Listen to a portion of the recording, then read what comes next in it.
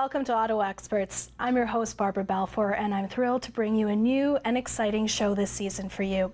Tonight we're talking about how to find your mojo, picking yourself back up after you've hit rock bottom. And here to share their personal stories with you tonight are two very special guests.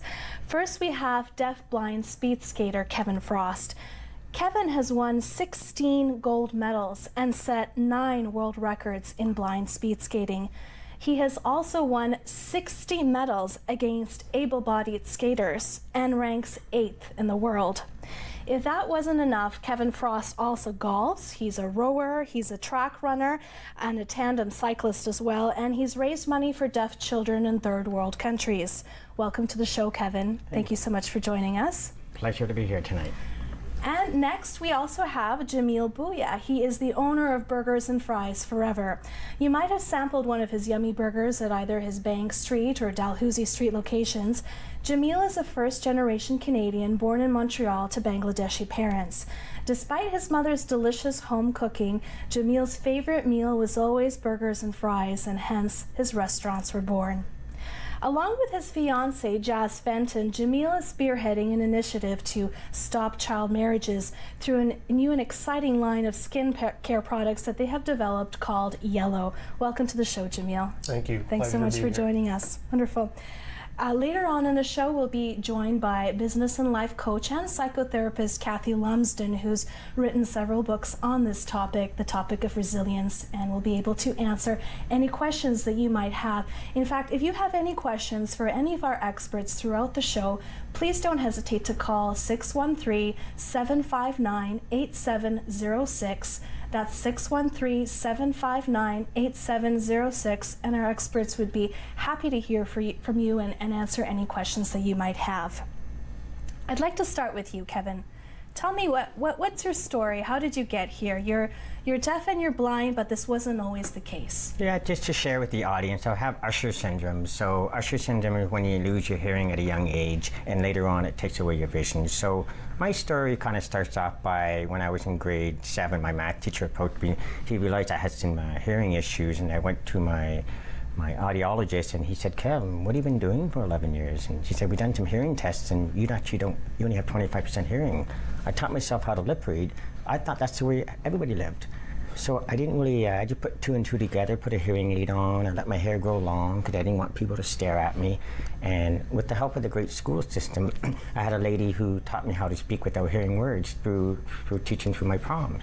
So I went through my high school years, and I had many dreams I wanted to accomplish. But being teased and bullied in school, kind of tough. What did they tease you about? They used to say, "Oh, there's that deaf and dumb guy with the hearing aid," but you just learn to pick up the piece and ignore that. And what I learned early in life is every time you receive a negative, you get back a positive. It makes people think. And it's a real good message to use when you're in everyday life that you do. And when I was going through high school, I wanted to be an NHL linesman, and I thought that would be a cool dream. So I went through all my courses, and I got through my NHL camps, and the gentleman came up and said, "You know what, you handle yourself well, you got to handle yourself under pressure, under the crowd, but unfortunately to get to this level, we need you to put on some more weight." And that was kind of a hard thing to set, because when you're trying to referee hockey and the players are over 200 pounds and I go in there, I'm going to be kind of going with the players. So needless to say, that was kind of a twist. So I went to decide to work for a local food chain, which is Metro Lobes, and I worked there for 18 years. And I became a workaholic because I wanted to retire young. And on the way, I raised three beautiful children, and today they're 21, 19, and 16, great children. And around 27, my night vision got worse. And I used to drive from Ottawa to Embrun down that yellow line, and that's the way I got home. So until the age of 27, you had no issues with your sight? Just working hard, working 70, 80 hours a week, just making a little bit of extra cash just to get ahead. And then one day it got really foggy at night, and I didn't know how to get home. So I pulled over and waited for an 18-wheeler to go by because I could see those 8 lights, and that's how I got home. That's the way I lived. How scary. So it's pretty scary, but you just learn to adapt and adjust, and that's one of the things I'm able to do during my lifetime. When I was 30 years old, I went to ophthalmologist, and he said, "Kevin, we've done some tests on your eyes, and what do you do for a living? And I told him, and he said, well, you told him that you drive a truck? Yeah, well, and I drive a car, and I referee hockey, and I did some landscaping, and he said, well, you have Usher syndrome, and it takes away your hearing and your vision later in life. Is that a genetic disorder?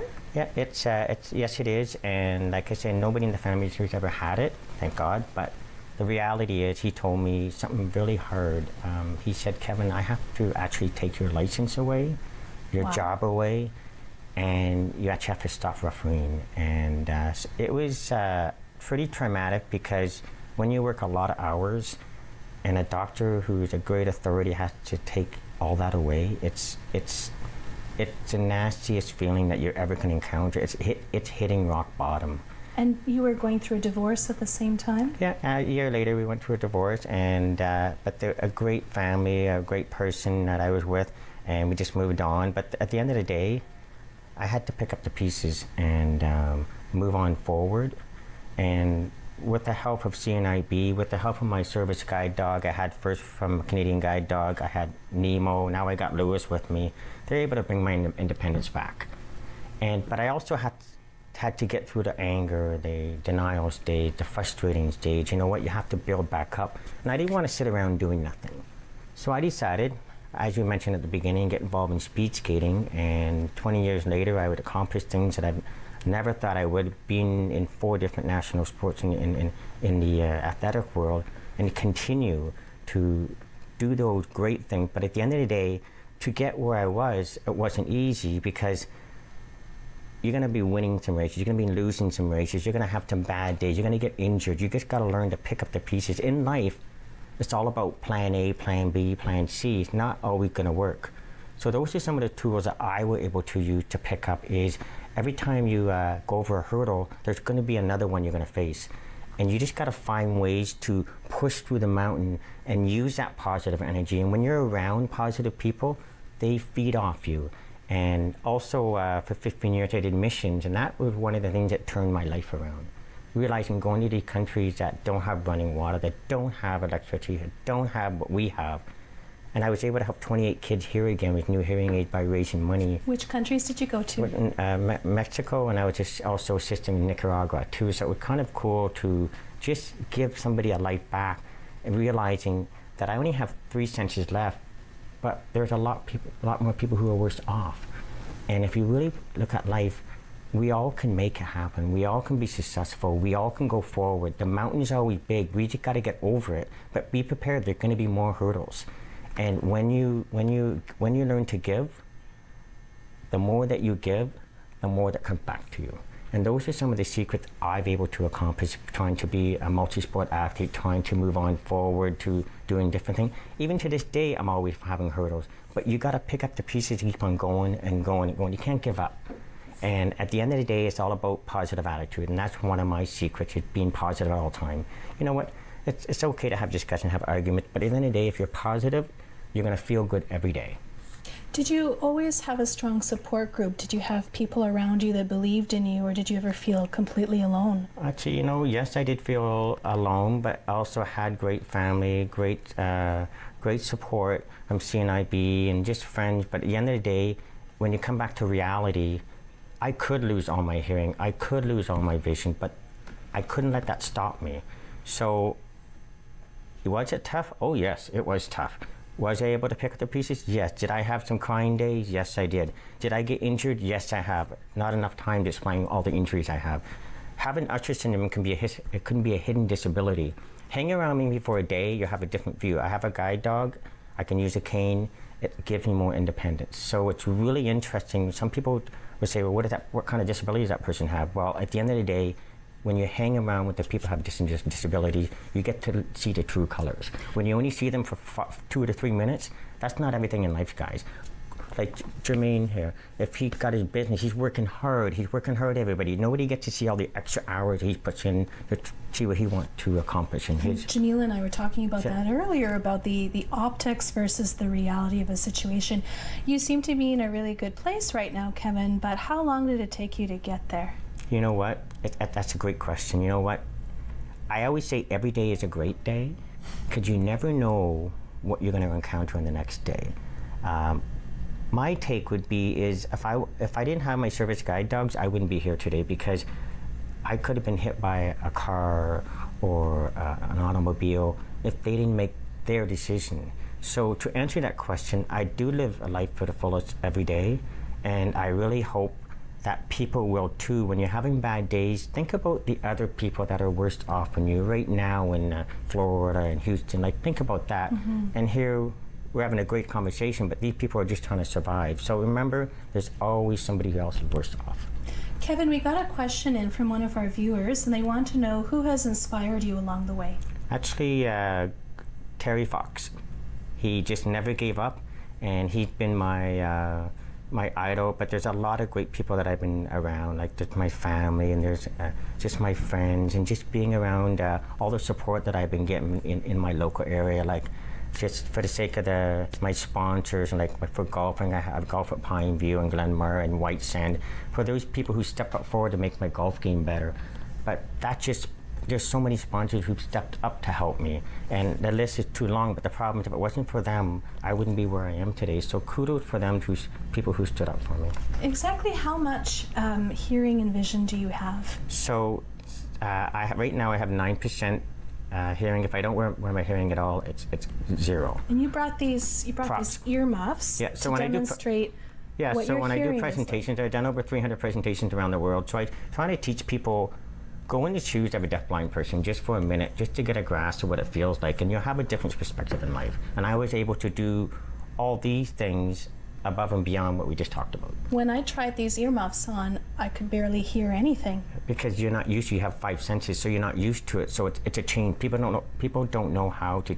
Disabled people, they know how to adapt to change, because that's what we're used to. And how much vision do you have? Right now I have 2% tunnel vision, and so it's like looking through 2 McDonald's straws, as long as there's lights around. But at nighttime, it's a total different ballgame. It's like when I wake up in the middle of the night, I just bump into the wall, bump into the door, hit the shower. And do you laugh about it? I always laugh about it. Everywhere I go, I laugh about my blindness. And just like the other day, I was at Tim Hortons, and the girl said, "Oh, you can't see the screen?" I go, "Well, I don't know if it's a prank or not, but the screen's not working." And she just laughed, so I just learned to laugh with her. So needless to say, I'm always laughing. I'm always just having fun, because life is short if everybody's too serious all the time. Kevin, we're just about to go to break, but when we come back, I want to hear more about your story, and also, Jamil, I'd like to hear more about your journey as well. So don't go away. We'll be right back after the break.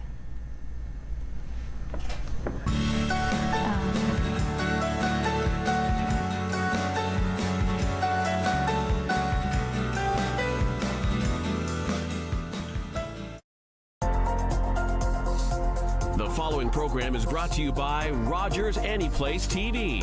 Enjoy exclusive content for free. Visit RogersAnyplaceTV.com. We're ready to eat on Ottawa Eats.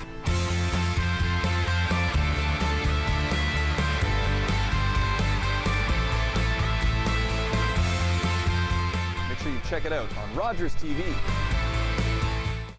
Fanboys and fangirls everywhere are going for the Loud House on YTV. Get it? No. I like it, says Bad Spellers News. F-O-N. Fun. I rest my case. Interrupting Underwear says. Ugh. So don't miss the Loud House, or you'll be the kid who missed the Loud House. The show Yeah Fine Infinity calls Yeah Fine. Yeah, fine. Do not miss out on the Loud House, weekdays at 4:30 on YTV. Hi, it's Dylan Black. Join us on Thursday for another edition of Daytime Ottawa right here on Rogers TV. 1 p.m. repeats at 6 and 11. Getting closer to the weekend, and we'll find out about the Westboro Fuse fashion event with a mini fashion show. The Canadian Museum of Nature has a new permanent gallery, the Canada Goose Arctic Gallery. We'll find out more. And what about Frank is a Phone? A really inexpensive smartphone. We'll find out more right here on Thursday, right here on Rogers TV at 1 p.m. Repeats at 6 and 11.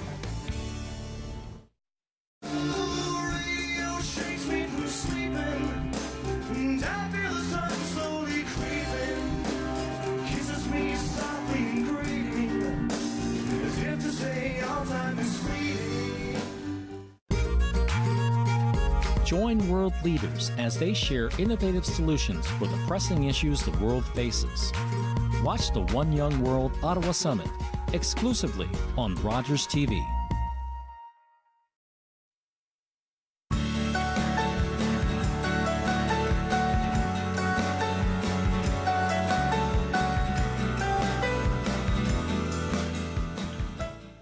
Hi, and welcome back to Ottawa Experts. I'm your host, Barbara Balfour, and tonight we're talking about how to find your mojo, how to pick yourself back up after you've hit rock bottom.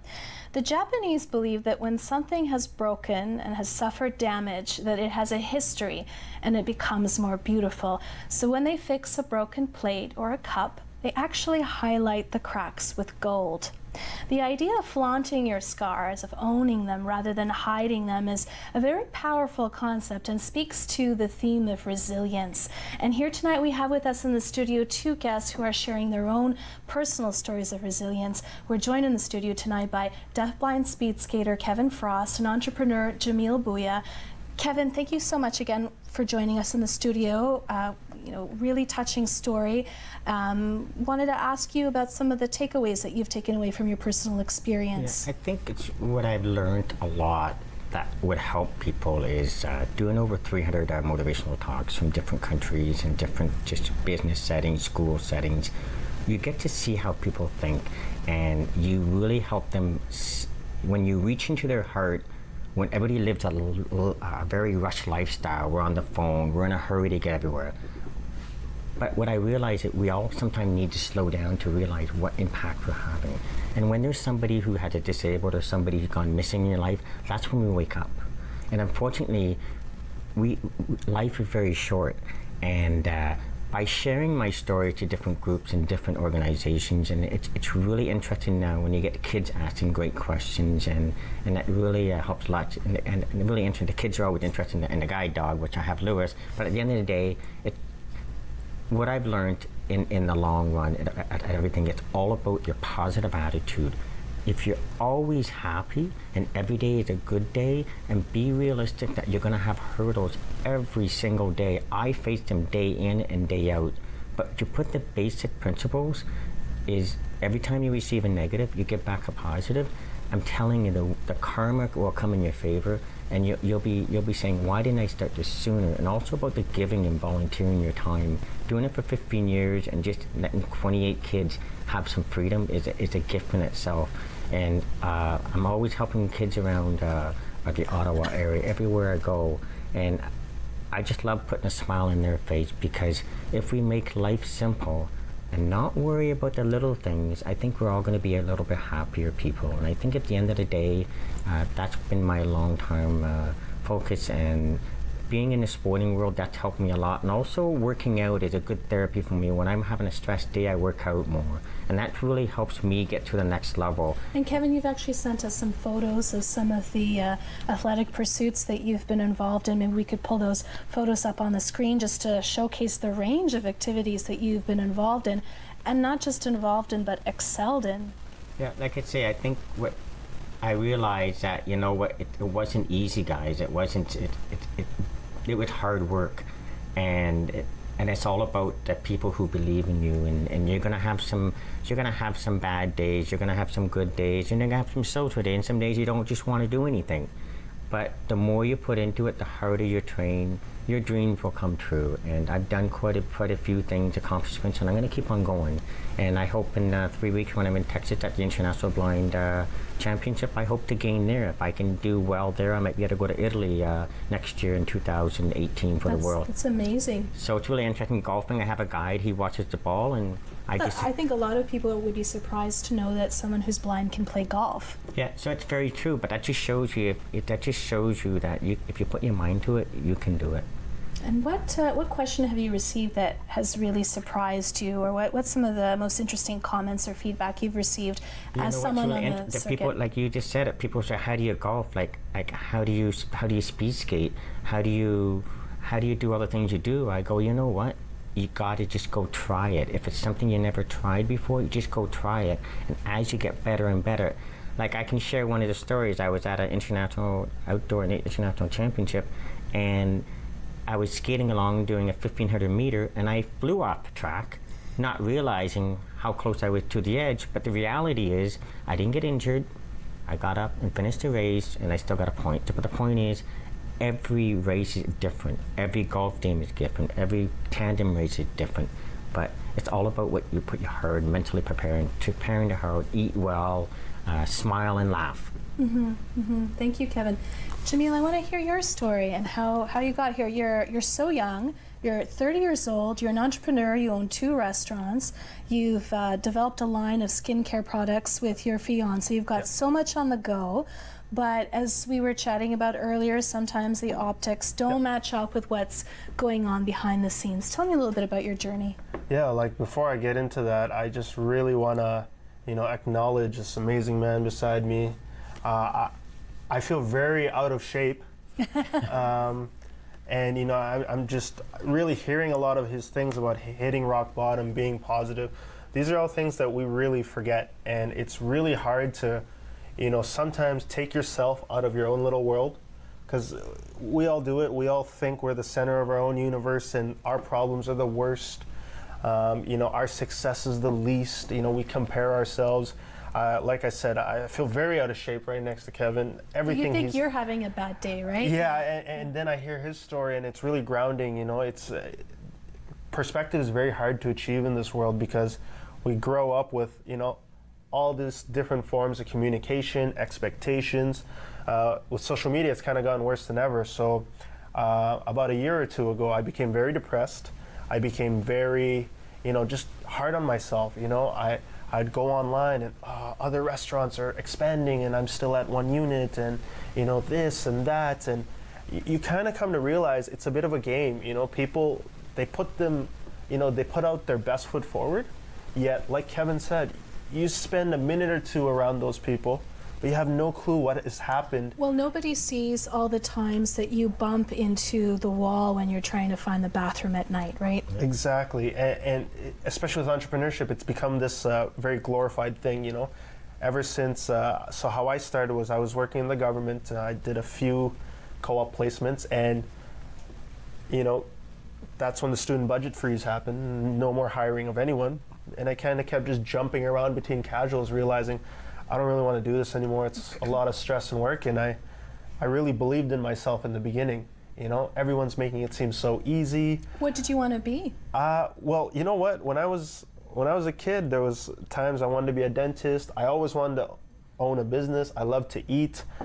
Even my parents, a big thing was, government, stable, get a job, and all this. And I tried it. I didn't really enjoy it. It wasn't for me.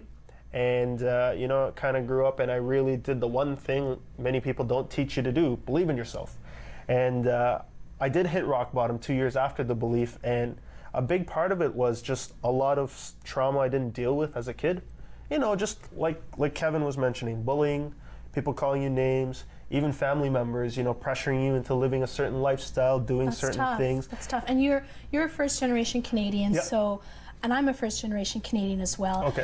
I understand how painful it is and how difficult it is to straddle both worlds at the same time because they're at such odds with each other. What did that look like for you?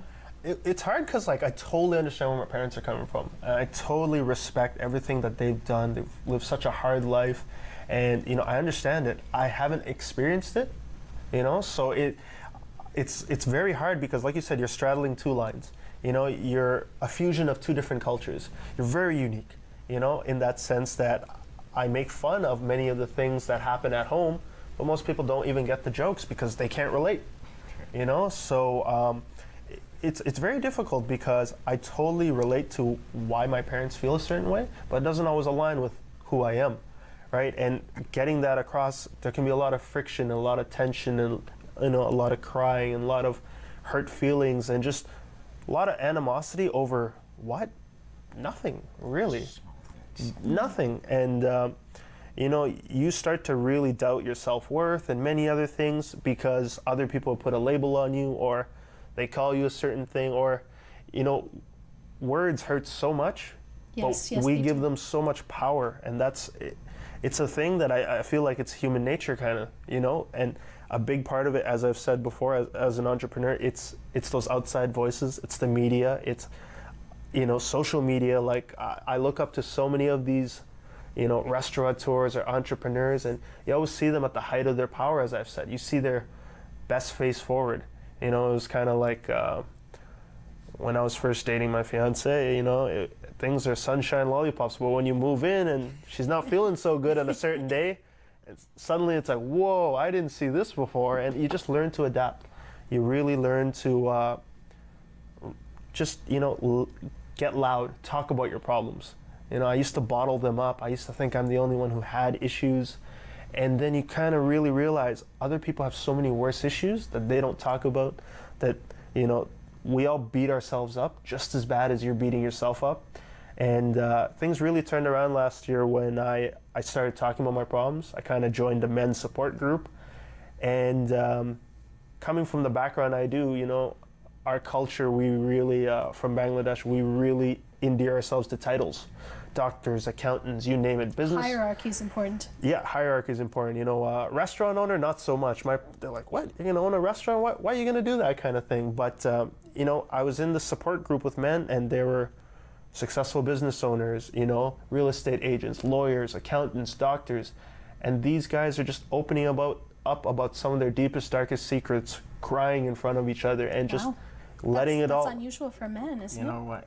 You make a good point. And in today's society, it's okay to cry. It's okay to unleash that because there's nothing negative about it. Nope. It's releasing the good pressure out. Yep. And you talk about it, and everybody gets to move forward. Just like if there's an issue, it's okay to cry about it. Yep. Talk about it. Do you think it's more difficult because you're a man? I think that's probably true. I guess some guys are, ego, and unfortunately, it's okay. I've cried, and I see it all the time, and I tell all my friends, and I just say, cry it out, guys, because you'll feel that much better when you resolve the issue. You can't change what happened behind you, but you can go forward and be as happy as you can. I find the biggest thing that I used to do, and Kevin's mentioned it many times, life is short, move forward. I used to worry so much about what I did in my past and how it's going to affect my future that I kind of forgot to live in the present. Mm-hmm. It's like, oh, how am I going to become rich? How am I going to pay my bills? How am I going to afford a house? Oh man, I should have got this job back then. I should have saved this much money 10 years ago. Or when I first traveled, I shouldn't have blown. But then it's like, what am I doing now? I'm spending so much time and energy complaining about, the insignificant past, which I can't change, for an uncertain future that is yet to come. So it's like, where do I live? We're kind of living, we're always so in our own heads, we're never present, we're not aware. I think one of the biggest changes was just realizing, and I'm a lazy guy, is just realize I gotta get up and start my day right every day. I have to be nice to myself. I gotta look in the mirror, look good, talk good, be good. Working out is such a big part of it. It really helped me with my depression when I love to play volleyball. And it was just like getting there and zoning out. Yeah. Therapy, you forget your issues. Like when I worked out today, I did a 2-hour workout today, and I was like, wow, like I just forgot about all the little things. So if we can find our therapy ground, reading a book, going for a walk, go for a walk with your dog, or it's about the simple things, isn't it? It's very simple, and the problem is we don't make time for it because we're all in a hurry. We all want to be on our phone. We all want to know what's going on. Get away from it for an hour and just lay low and see what you want to work on the next day. I'm loving your tips and techniques, and I want to hear more about some of the initiatives that you're spearheading. We're just about to go to break, so don't go away. We'll be right back. Don't forget to call 613-759-8706 if you have any questions for our guests. We'll be right back.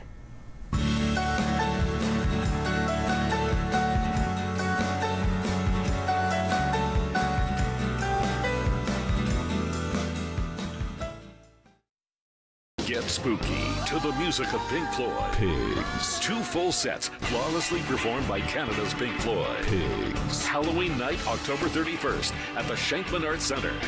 Ticket information at ghostfingerproductions.com. Humanitarian crises are impacting more and more people around the world. Fortunately, there are organizations to come to their aid. But sometimes the need is so great that even with the best of intentions, it can't be done alone. That's why in Canada, we've brought leading aid agencies together to form the Humanitarian Coalition. Because together, we can save more lives.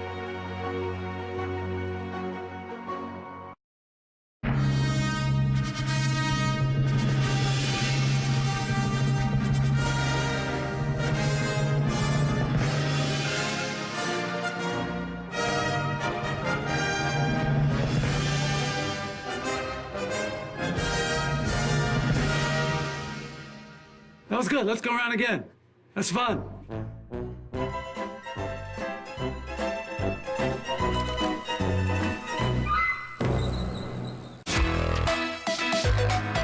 My name is Murray Kronick, and I've been volunteering with Rogers TV for about a year. Most important thing about volunteering is being reliable and showing up and doing the best you can and learning every time you're there.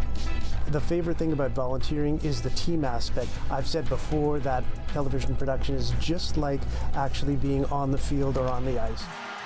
We're as much of a team as the actual sports teams are.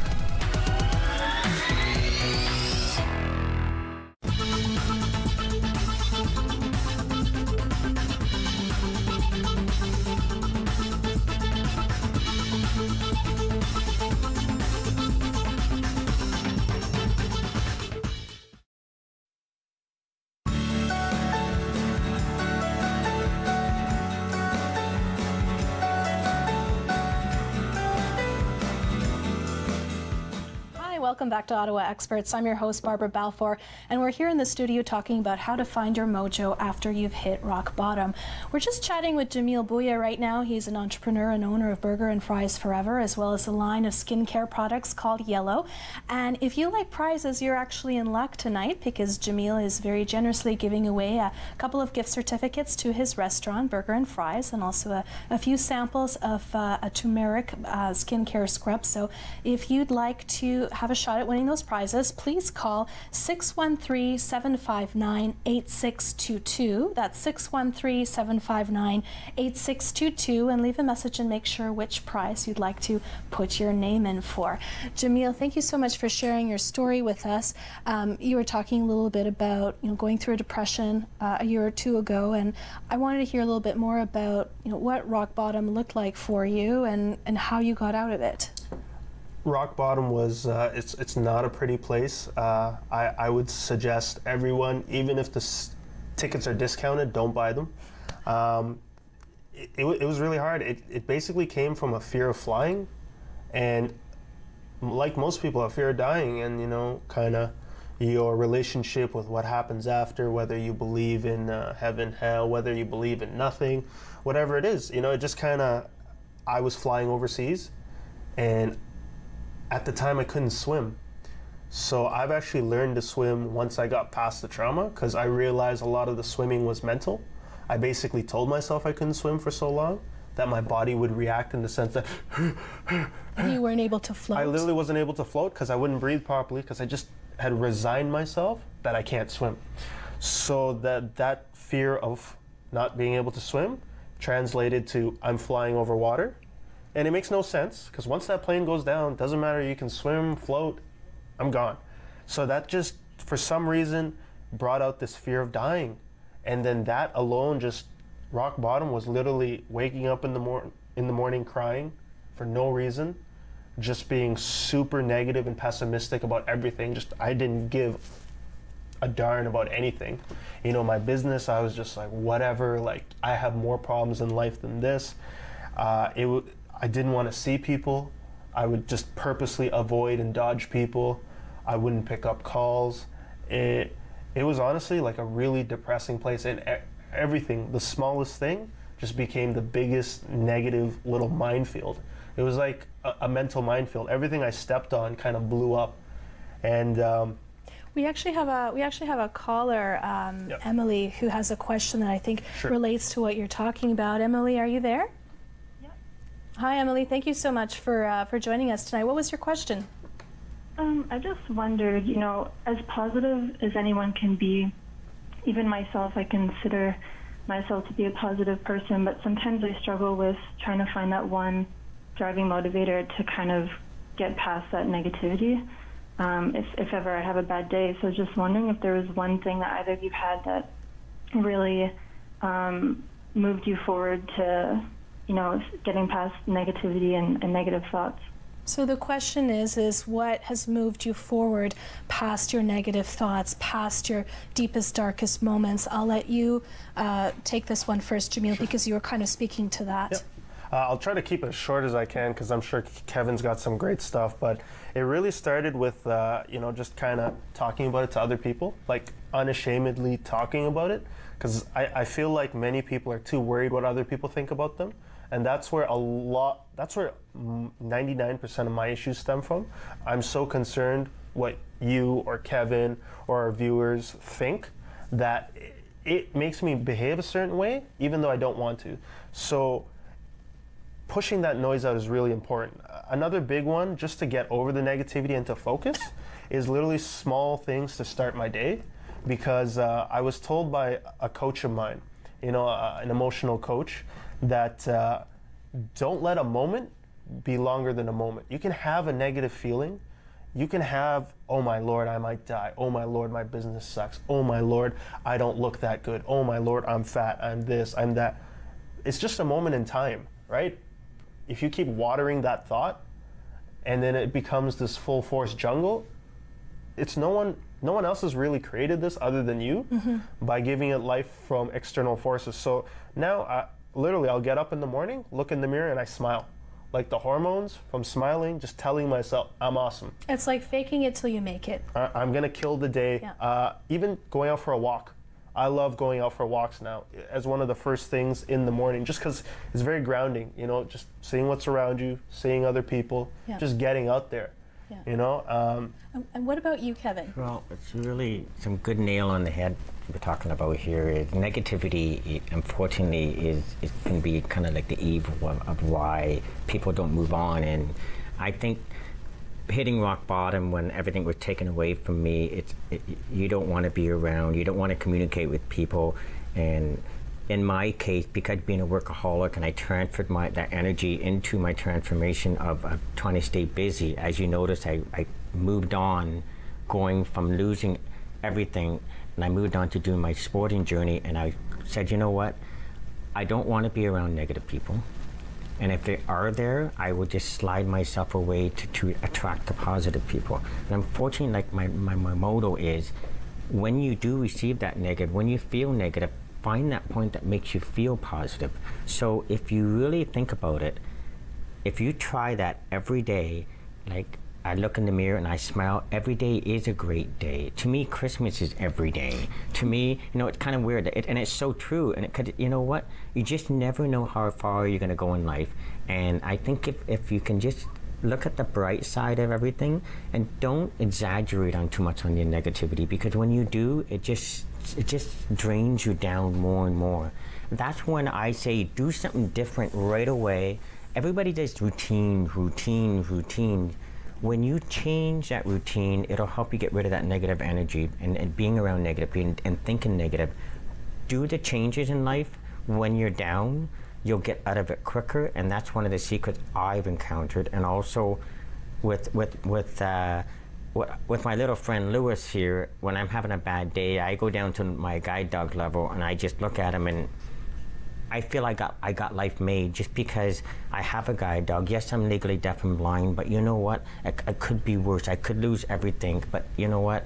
I still keep on going. And if you got 5 senses and you can wake up every day and you got to worry about some small things, guys, don't sweat the small things. And like as we mentioned before, you can't change the path, but you can go forward and be around the energy that you want to be around. I see karma all the time. I believe in karma. I see it all the time. And I wish if you would have hung around with me for a week, you would see it. And you would say, why is that? Because being positive all the time wins. That's really beautiful. Thank you so much, Kevin. Emily, does that answer your question? That was good. Thank you so much for watching tonight.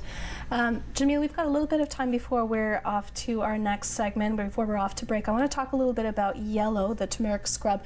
This is a line of products that you've developed with your fiance, and is it that a portion of the proceeds goes towards stopping child marriage? Yeah, so we basically donate 10% of our profits to Girls Not Brides, a wonderful organization. You should check them out.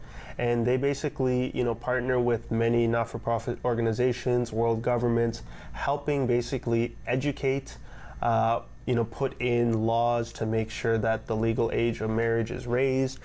They do a lot of workshops. They even help provide, financial and literacy skills for a lot of women in third world countries. Because long story short, what happens is, you know, and I'm going to be brutally honest, women are seen as financial burdens in third world countries. They are not able to bring in income. They're basically just kind of seen as, okay, we got to get them married off, find them a husband to take care of them, and you know, that's kind of what happened with my mother and her siblings. Your mother was married off at 15 or 16, and your grandmother was married off at 9? At 9, right? yeah. And my other grandmother was 15, and you know, my mother was about 16 when she found out she was going to be arranged to be married. We're just about to head to break, but where can we find your product? So it's on yellowbeauty.com, YLLO beauty.com. You can also find it at Anthropology. That's amazing. Yeah, so there's one in Rideau, and then they have 200 plus stores online, and I believe we'll be in Urban Outfitters as well soon, so you can find it there as well. That's fantastic. I want to hear more about that when we come back from the break. After we come back from the break, we'll be joined by psychotherapist and business and life coach Kathy Lumsden. Don't go away. We'll be right back.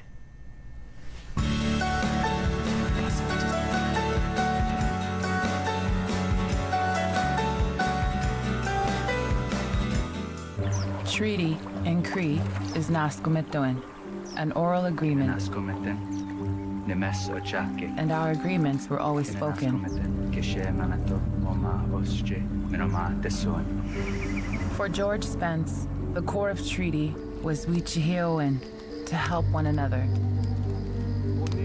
And so we, the commissioners... He was there for the making of Treaty 9, where the Cree were told... We will honor this agreement together, for as long as the sun shines and the waters flow. The Cree made their mark because they were assured that the land would be shared, and they would always be able to harvest what they needed.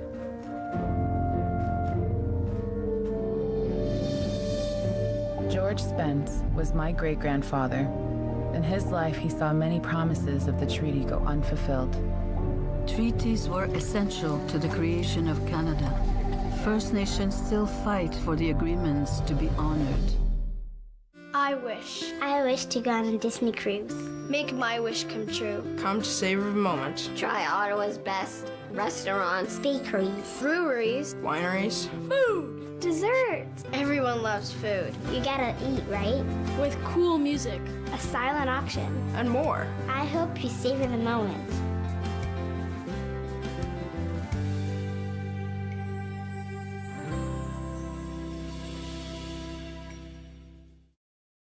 Play 4 games of bingo from the comfort of your own home each Monday at 7 p.m. for your chance to win money from our $2,000 regular bingo or $5,000 super bingo night. Kiwanis TV Bingo, Mondays at 7 p.m. on Rogers TV. Hi, I'm Kathy Donovan, host of Refresh Your Passion, a speaker series for people who want to do more, be more, have more, and share themselves more in the world. Refresh Your Passion, only on Rogers TV.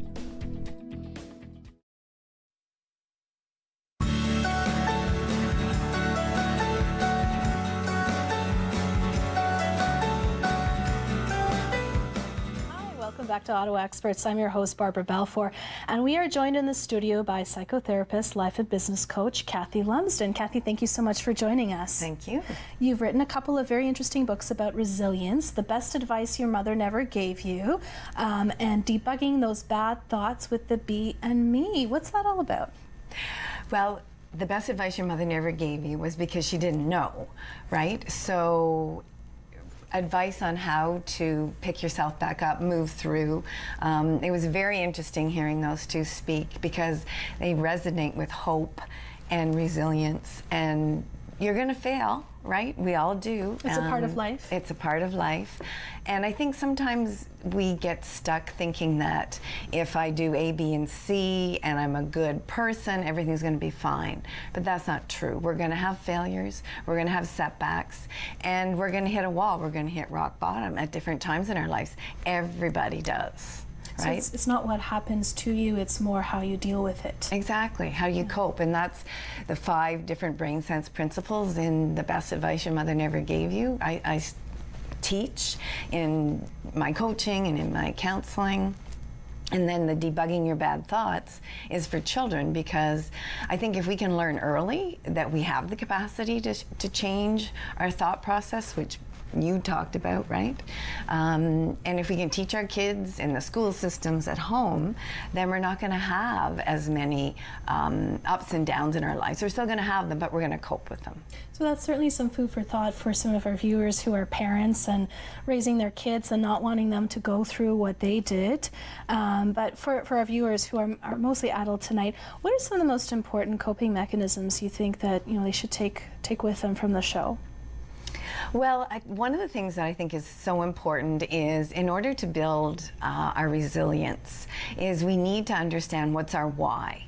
Like, what's our meaning? Why do we want to have a business, right? And coming from the heart, coming from that passion. Is it for the right reasons?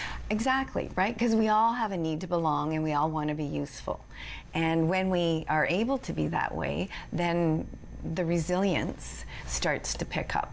Right? So I often talk about the 4 C's. How can we feel like we're contributing? How can we feel like we're connected? That we count, and courage to be able to go through all these different episodes in life, for example, right? Mindfulness, which they both alluded to a certain extent, is stay in the moment. How can you stay present? Because we can't predict the future. We can't change the past, but we can change our mindset. And it's easier than people think. So what are some of the things that your mother never told you? That it's okay to take up space in your life. How do you mean? Well, one of the masks that I talk about in the book is pleasing. Right? And some people control, some people are superior, or they come across as superior, some people just avoid, right? And so pleasing. Do you mean whether you're a people pleaser? Right, exactly. And that's a coping style, actually. And so when we please, we're often all about everybody else. Are you okay? How can I make you feel better? And using that coping style is great to a certain extent, right? But then you lose yourself and you tend to shrink and become small.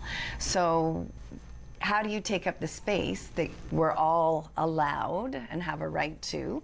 I believe we all come in for different reasons onto this planet, and how can we take up the space and use our strengths and talents that we were born with? Okay. And what are some of the issues that most of your clients come in with? What are some of the most common things that you're seeing people talk about when it comes to hitting rock bottom and getting out of it? Well, mostly is depression and anxiety. Burnout is huge, and whether it's burned out as a parent, burned out as an entrepreneur, burned out in people that you're working with because there's personality issues. They're the main things. And then when we're burnt out, there's a difference between being stressed and burnt out. When we're stressed, we still have a little bit of the resilience, but when we're burnt out, we have zero. Forget about it. We have zero. Our body, our minds just can't. We want to, but we can't. So right? what do you do? Well, that's when you need to ask for help.